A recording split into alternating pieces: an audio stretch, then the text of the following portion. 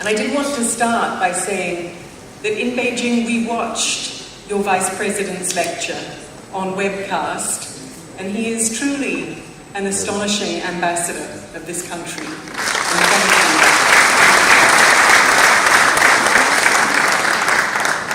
I probably shouldn't share with this audience one of the things that you said, which was that the nice thing about speaking to an academic audience was that no matter how outrageous what you say might be, there will always be at least one academic willing to agree. Even our Chinese academic colleagues enjoyed that. But Vice President, you're one of the few people in this room that's been Vice President. So could you start by telling us what has surprised you in becoming, now that you can see the world as Vice President, what has been the biggest surprise? I think, frankly, the biggest surprise for me has been the sheer impact of corruption on development. That's been the biggest surprise for me. I always thought it was a problem. But just looking at it, just comparing the size of the corruption, the size especially of illicit financial flows, to what could have been achieved is, for me, an absolutely amazing. It was always absolutely amazing. And in your remarks, you said that you wanted to distinguish grand corruption and larceny from other kinds of corruption. Could you tell us about that? Just explain that. The difference is, and it's a difference that I try to create, because again there are different definitions of grand corruption. But grand corruption is, in our context, where by executive approval, money is taken directly from the treasury and it's simply diverted to private uses. Now that is probably the most shocking type of corruption, whereas what we're more familiar with is corruption in the procurement process, people taking percentages of procurements and all of those kinds of things. That's what we're more familiar with. Or simply stealing from resources that are already in the hands of government agents or government agencies. But what is rare and what is most damaging is directly going to the very source of revenues, where revenues is stored, and without necessarily supporting, without necessarily being a contract or anything, simply moving resources.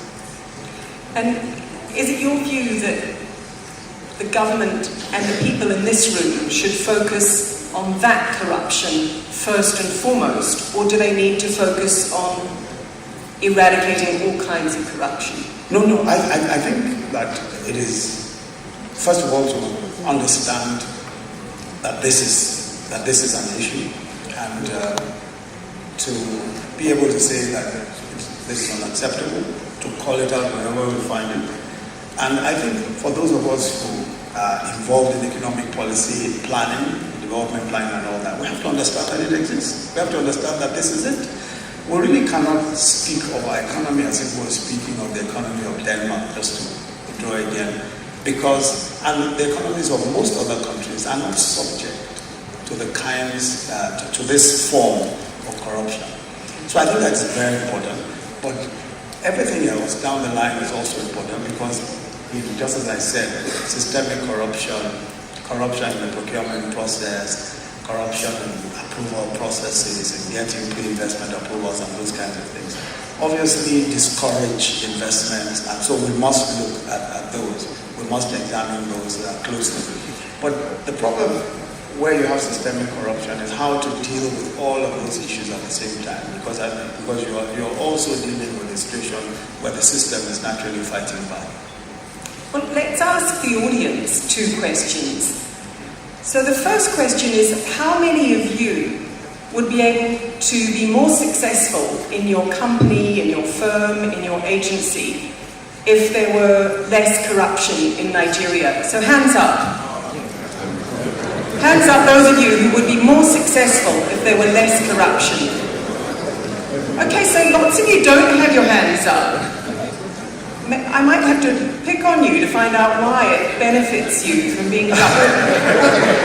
Or shall I try that question one last time? So, how many of you would be more successful if there were less corruption in Nigeria, if you lived in a corruption-free country? Okay, so I'm taking note of those who don't have their hands up for later, but now tell me, if you knew for certain that everyone else in this room was going to do something to fight corruption, so you knew that everyone else was going to do something, how many of you would do something to fight corruption? Hands up. Okay, now everyone who hasn't put their hand up, put their hand up now because it's important for your blood circulation. Okay, very good. So there are a lot of people in this room that want less corruption, and you perhaps more than, as much, if not more than any of them. And I guess if we look across the world, even the grand corruption that you've talked about is increasingly looking possible to address. In Brazil, in Malaysia, we're seeing it exposed. But then if we look at the countries that have so successfully, quite quickly dealt with corruption. I mean, I sit as Dean of the School of Government at Oxford University, and many, many countries come to us and say, well, it's deeply embedded in our society, corruption. And so we give them examples of Singapore in 1959, which was said to be too corrupt to do much about, and in 5 years had transformed. Of Georgia, sitting next to Ukraine, two very corrupt countries, and Georgia's remarkable steps a decade ago. Of Kosovo, a small country that had the most corrupt and violent police force, who became, in a very short space of time, the most trusted institution in that country. And even in large countries, we heard about Indonesia, after the tsunami, $8 billion worth of aid went to Aceh with virtually no corruption. So it seems to me that it's absolutely possible. So what for you is the biggest obstacle for Nigeria? I think years of impunity and years of no consequence, has for, I think for very many, we almost have come to accept it, as just part of, doing business. So for me, I think the major obstacle is almost, not really wanting to confront it too much and not really wanting to focus on it. So sometimes you find that people would rather not even talk about it and try and look for some better way of approaching whatever the issue may be. So I think confronting it is crucial because you really can't avoid it. And the only way to confront it on a consistent basis is for government to be determined, to be committed to it, especially strengthening the systems that will make corruption, something that would attract some consequence, something that would attract, sanctions. So, if government is committed to it and committed and focused on an ongoing basis, then I think things will change. People really want to see, and most people stand on the sidelines and say, well, let's see how this will go. Because there have been several, attempts to fight corruption. So there's, a bit of a fatigue also. People need to see some results. In the briefing note, which I think everybody has, and I'm sure is ready to be examined on, they lay out all the different institutions and laws that Nigerian governments have put in place to deal with corruption. So what for you is the most significant step that has already been taken? Is there a positive step? Now clearly we've got the laws, you've got the institutions, but they're not working as they ought. which must be frustrating. And I just wonder if you could share with us what so far is the most significant step that government has taken, and what's your biggest frustration? I think the biggest step is holding those who have been, charging to court, arresting and charging to court, holding persons who have made away with public funds, holding them accountable, taking them to court, seizing assets, assets both locally and internationally, assets that have been transferred out of the country, proceeds of corruption, and at least ensuring that to a certain extent these individuals are brought to book. Now, the administration of justice process has been slow. The entire process of trying individuals who are accused of corruption has been very slow. Now that's a different issue, of course, because the justice system has its own delays, many of which are constitutional, many of which can be resolved, perhaps without legislation, but some may require legislation. And generally, the attitude sometimes of counsel to engage in dilatory tactics to keep cases on for as long as possible, so that perhaps ultimately there might be an exit, there might be a way out for persons who have been accused of crime. But one thing we've seen, though, is that, for example, the first two convictions of executives, governors who have been convicted of corruption are almost 7 years, between 7 and 10 years old. In terms of the time it took to go through the process. But I think it does send a strong message that there is, if you like, the long arm of the law, the patient arm of the law, that even after 7 years, even after 10 years, the conviction is possible. But what we need is a much more efficient system, obviously, that is able to decide very quickly, are you guilty or you're not guilty, and take the appropriate steps.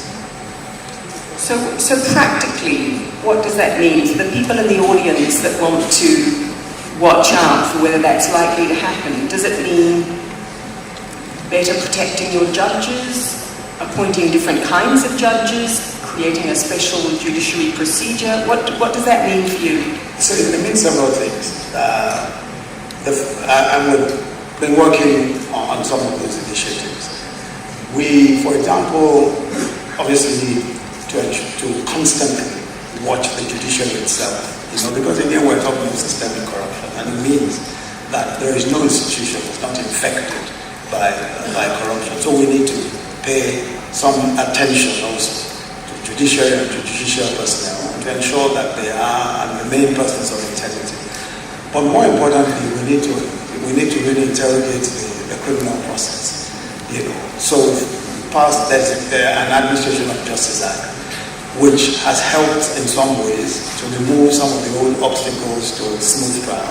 In the past, you could, if you're an accused person accused of corruption, you could ask for a stay of proceedings while you were challenging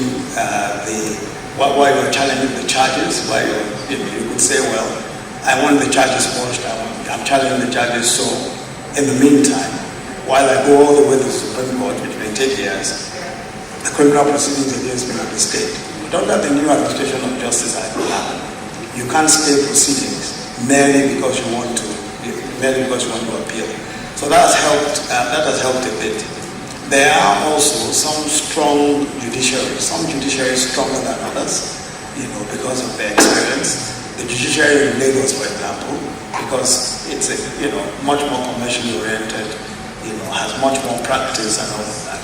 It's a strong judiciary, and you see that many of the cases that go through that judiciary are disposed of much faster, also because they have several changes that they've made. The difficulty, of course, is that in many cases you have state judiciaries which are practically autonomous. So reform doesn't necessarily mean that you can reform every single state, because federal government cannot reform state judiciaries. So we have to deal with that as well. But the appellate system is federal, which means that if we reform the appellate system, at least that's something that we're in some senses in control of. But the trial process is very important.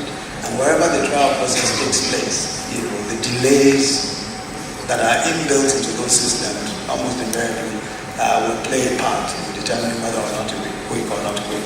But I think that our focus, and if you look at our national anti-corruption plan, one of the major focuses is on how we can reform the judiciary, how we can change some of the legislation that makes cases, that slows down cases.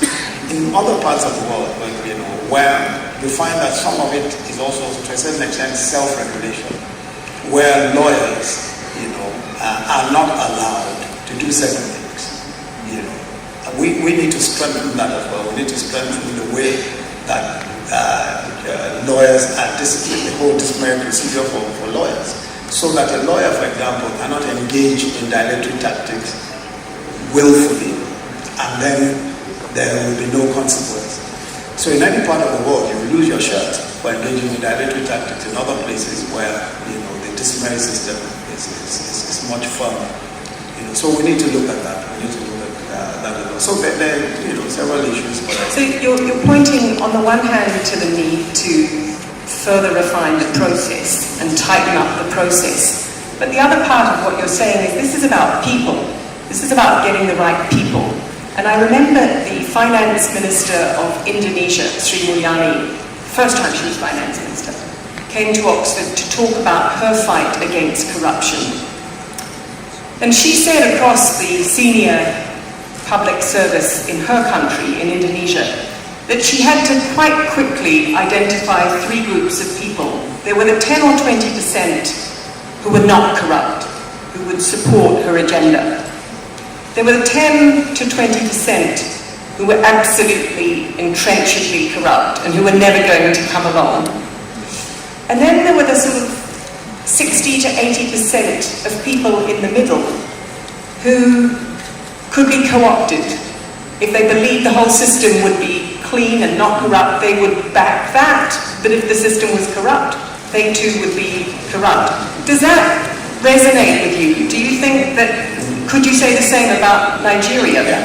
I think the vast majority of people would rather work in an environment that was free of corruption, because really most people do not benefit from corruption. I think only a small fraction will benefit anyway. Most people are victims of corruption. So I think the vast majority. But the issue, of course, is the powerlessness of that majority, aside from, the indignation and the outrage and the complaining, the powerlessness of that. So I think that however small the numbers may be of those who are determined to fight corruption, especially within government, and of course the political will at the very top, is crucial. However small that number may be, I'm certain that great change can be made, because the vast majority of people will support that change. But again, you are confronted with another fraction. I'm not entirely certain of what percentage that will be, who are benefiting from it, either systemically or benefited from it by virtue of the fact that they are connected with persons within the system. And they are the only true who will resist. But in our situation, the corrupt are very well resourced on account of the fact that they have, over time, built up, as it were, a war chest. So, it could, in that sense, be a considerable task. And how do we move? So, part of what you've said so far is that this is about politics and business at the very top of the system, something which most people can't really touch. And that part of the system needs change. In the school of government, we kind of define what that needs to look like positively, where you need senior officials and senior business leaders who have three qualities. They must have a public service vision. They're prepared to sacrifice their own interests for the interests of the country. They've got to have integrity and a willingness to call out corruption and not act corruptly, and they've got to be competent, which usually means humble about what they don't know and able to ask for help when they don't know. So if that's where we need to ensure the leadership across Nigeria's government and private sector is, what to you are some of the ways to get there?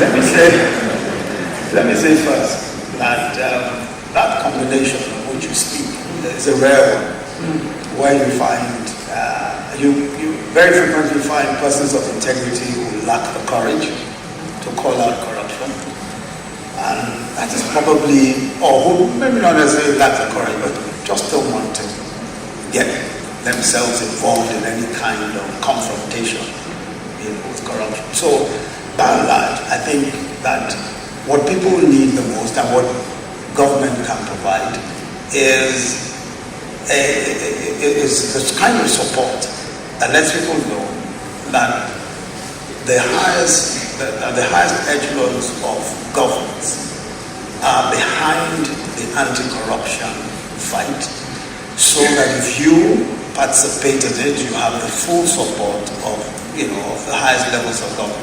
I think that will bring in many who, of course, those who combine the three attributes that you spoke of, and I believe that they're probably a very small number. But many who would rather sit on the fence can easily be co-opted where they find that government is committed and that government will see it through. So many times people, I think, want to see and see, are these people serious? Will they keep this fight on? Or am I just going to be out on a limb, if I support this in any way? So I think that's part of it. So can we turn to what this room can do to actually help government do that? A year ago, in the World Economic Forum, I was with a group of South African CEOs and business leaders. Obviously, South Africa is confronting serious corruption scandals of its own. And in a private, very rich discussion, one of the things that came out was that the private sector leaders were afraid to stand up and call out corruption in government, because when they did, none of their colleagues stood up with them. And they agreed in that room that that's one of the things that they needed to do. When one private sector CEO stood up to say this process is corrupt, it was absolutely vital that everybody else in the room stood up and said yes, rather than leaving them hanging out to dry. But I wonder, that's just a reflection from a similar group in South Africa, but what would you want to ask this room to do to support government to fight the kind of corruption that you're saying is most toxic? I think the most important thing is to have some kind of critical mass of individuals in the private sector and public sector who are committed to the same ideals, especially as regards corruption. And frankly, I don't think it requires everyone. I think it requires a handful, a few people who are prepared to join forces with those who want to fight corruption. And I must say that there is a good number of people who have worked, who continue to work with government to ensure that we're able to clean the system. But obviously we need many more people who are prepared to come forward and say, I'm prepared to be a part of this. And really, for many, and if you look at business generally, I think business people, their major concern is that I just don't want to rock any boat. I don't, who knows what will happen in another 5-6 years, I've seen all sorts, So I think what is required is for them to see that, first of all, that this is important for all of us, and that down the line, if we don't sort this out, as President always says, if we don't kill corruption, corruption will kill us. And that is in our self-interest to fight corruption. As you said, a lot of business leaders just don't want to rock the boat. I can see some nodding in the audience. So practically, what is it that you in government need these people to do? If you could ask them to commit to one particular thing or to take a particular action, you know, presumably you're not saying jump out of the boat or rock it on your own, but what would you ask them to do? I think it would be to support the anti-corruption, and basically what that means for now is in whatever ways you can, you know, we put out quite a few things. In whatever way you can, lend your support to it, and really part of it is not necessarily in seeking convictions, is in the reforms that are being made in administrative processes, the reforms we're making in, you know, the procurement processes. In what ways can you be a part of that, of helping in that reform process? Because I think that for many people, the confrontational aspects, you know, I don't necessarily believe that it is fair. We in government can deal with a lot of the confrontational aspects, that's why we're in government. But I think the parts of it, especially in improving governance procedures, improving procurement procedures, and being able, through our whistleblower schemes, to call out senior officials of government and all of that who are doing something wrong. And I think even just using that anonymous process is useful, because practically every CEO would probably have confronted someone who is senior enough in government or in some agency who may be stepping out of line. And I think it's possible to call them out, not necessarily openly, but through, you know, any of our whistleblower procedures. So that's possible. But I think most importantly is in what ways, for example, can the NESG work with us on refining many of the, you know, procurement processes, pre-investment approvals, the CAC, and the various government processes that are so open to corruption. And of course there's also, I mean, something that I admire greatly watching Nigeria is the involvement of, you know, some of your business leaders. I know Ike Mukwege and you're working with your head of service and other business people trying to really help and trying to inject some of the know-how from the private sector into the public service to help in that transition. Is there more that the private sector could be doing on that larger purpose? I mean, you know, in China, one of the vice ministers in charge of public officials was saying to me, look, we do have a problem in this very large country of China, which is that many of our public officials are so low paid that they can't really survive without corruption. And they are corrupt. And thirdly, they're not responsive to the public. They're seen as the public as just corrupt and incompetent. So we can't change any one of those without changing all three. You know, you've got to do something about pay at the same time as doing something about corruption, at the same time as doing something about performance. And that's hard. My colleague Paul Collier likes to talk about countries in which the government pretends to pay people who pretend to work, you know, as a kind of public service problem. Are there other things that this group could do you think, to help in the process of taking Nigeria's public service back to what it used to be? Again, you know, I think the parents of many people in this room, and again, this is something that Ike Mukwege said at Oxford a couple of years ago. He said, our parents were proud to serve in the Nigerian government. That was the highest aspiration after independence for each Nigerian. It was to serve the country by serving in the public service. How do we get back to there? I think the challenge really is not just one of pay. I think it's also one of reorientation, you know, values and all of that. But pay is, of course, crucial. I think what, you know, we might describe as reasonably successful is one which we carried out in Lagos, the Lagos State Judiciary Reform, And that reform involved, several aspects. In 1999, we did a survey, that's in Lagos State. We did a survey of the judiciary. We interviewed 100 legal practitioners who practice regularly in the courts. And we asked the question, do you consider the judiciary, the Lagos judiciary, corrupt, very corrupt, notoriously corrupt, fair-minded, just, etc.? And 89% said that the judiciary was notoriously corrupt. 89% of lawyers who practice in the courts. Now, question was, how do we deal with this? In that period, in the period between the founding of the state and 1999, not a single judge had lost his job, or a single magistrate had lost his job. So everybody knew that there was a problem, but there was no addressing it. So we then decided, with the judges, actually sat with the judges. Their remuneration, of course, was very, very poor, extremely poor. And we looked at, the remuneration, very clear. I met with 6 of the most senior judges at the time.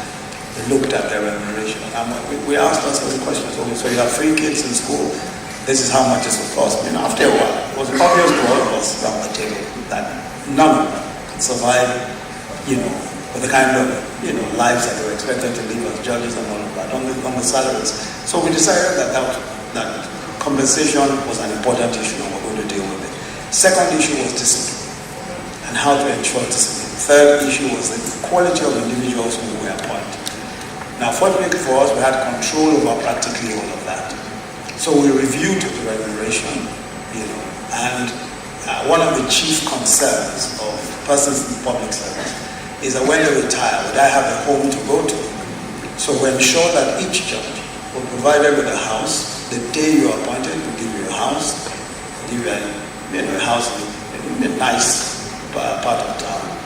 And we also, of course, take care of every other thing. And then we moved salaries up considerably. We started with a 300% increase in salary, and then we sort of indexed it. As a matter of fact, we had a human resource person take a look at the salaries for us. And we ensured that we benchmarked our salaries against states that we thought were doing very well, so that we were able to review the salaries. So many were satisfied, reasonably satisfied with the salary. Then the other part of it was getting the right people. So we started the process of actually examining judges. In the past, judges were never tested. They were never questioned. So it was basically on the basis of who you knew and all that.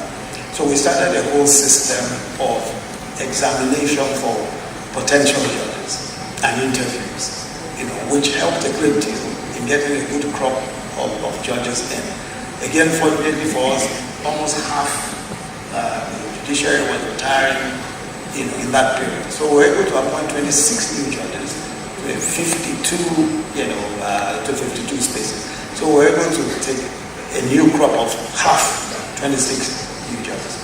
But the other thing was consequence when there was corruption.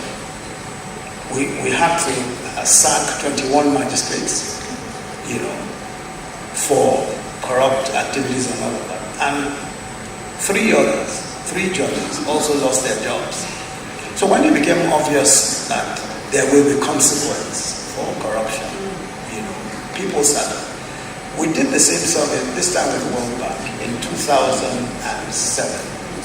And as far as the High Court of Lagos was concerned, we were now recording 0% of those who felt that the judiciary was corrupt, from 89%. The High Court, not the High Court judges, 0%.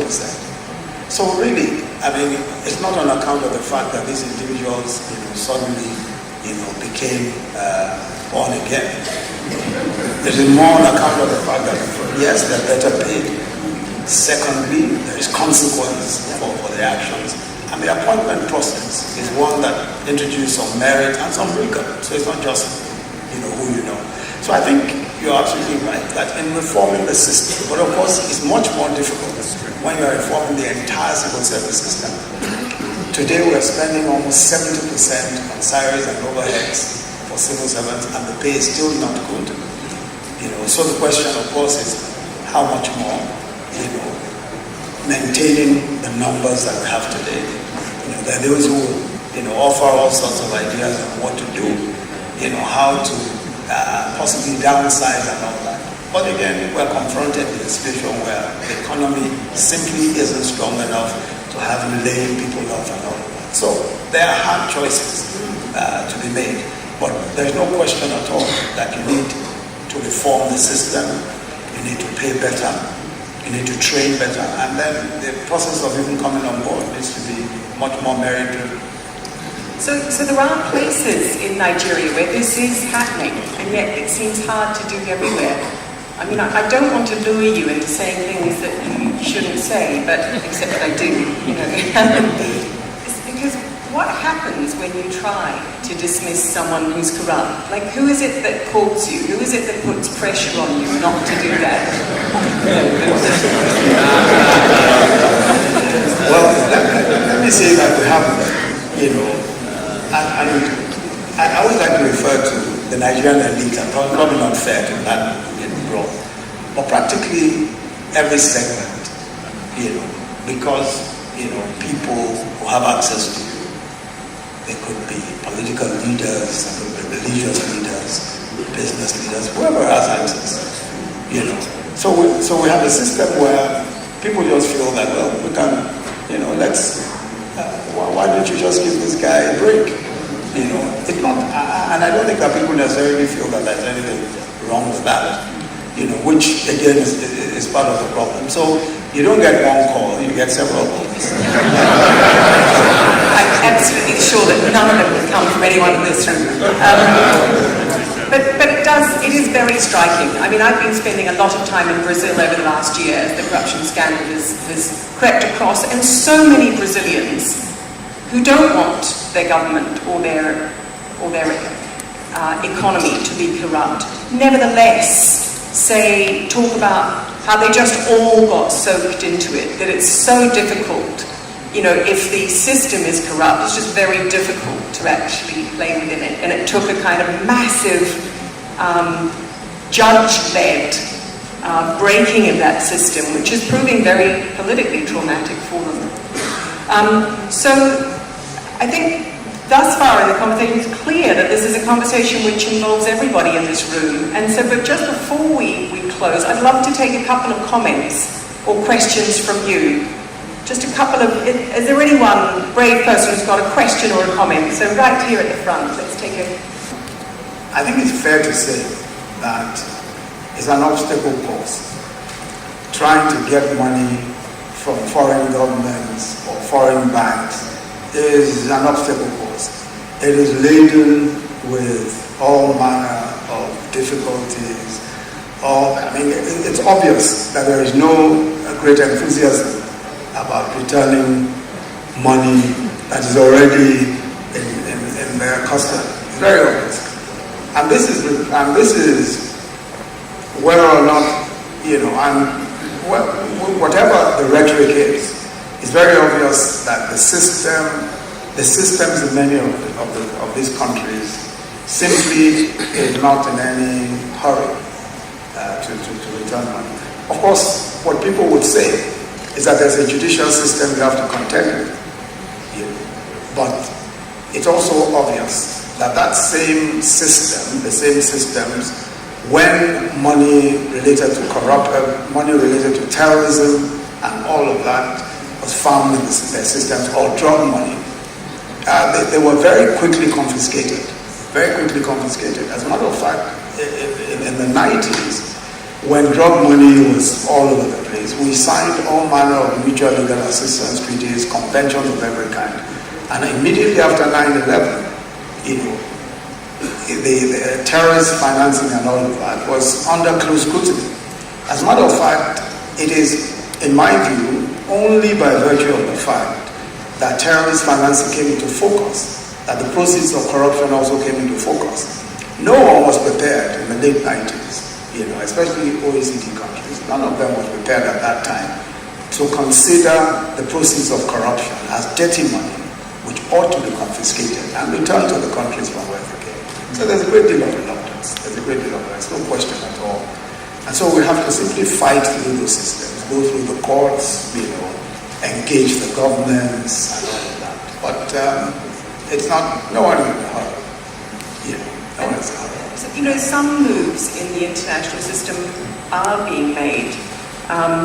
But I think that the question is so apt. I mean, if we think about the scandal that Malaysia is embroiled in, the role of America's largest investment bank has been in creating 1MDB and taking an $800 million fee for creating what was in effect massive larceny. But it's now embroiling other countries. Prime Minister Mahathir has been very vocal about what he sees as China's involvement in, creating loans which hid some of the corruption and so forth. I think the United Kingdom and European governments and the United States banking system have all been collusive. But there is change afoot, I think, across the international system, and that could support Nigeria. And I guess the question to the Vice President as a closing question might be, what do you most want the international community to do? What do you most want regulators and governments in other countries to do in order to support Nigeria on this issue? I think really it is just to see stolen funds for what they are. To see first of all that they are, first it's a crime. And once you're able to prove prima facie that this is stolen funds, it should be repatriated to the governments. There shouldn't be any great process and all of that.